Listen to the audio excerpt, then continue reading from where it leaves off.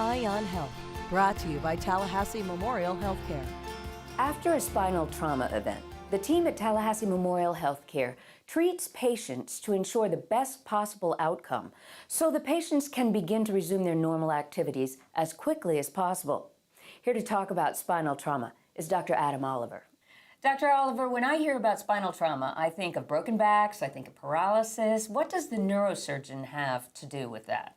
Neurosurgery not only is focused on the brain and spinal cord, but also on the structures supporting that neural anatomy.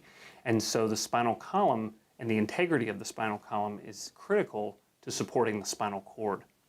And so a lot of the fractures that we're seeing are not necessarily going to need an operation. However, for the preservation of your neurologic function, as well as controlling pain and stability of the spinal column, operations are sometimes necessary. Why is it important to get to a trauma center? Trauma center designation means that your hospital has met the criteria to be able to take care of complex trauma patients.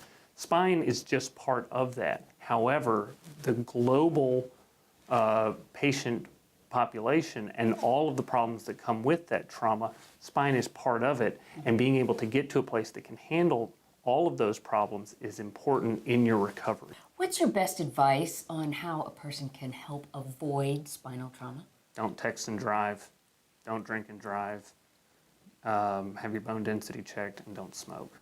That's good advice. Yeah. Simple. And Use common sense. use common sense. Thank you so much, Dr. Oliver. You're very welcome. To learn more about spinal trauma treatment at Tallahassee Memorial Healthcare, visit tmh.org/neuro. Eye on Health, brought to you by Tallahassee Memorial Healthcare. Your hospital for life.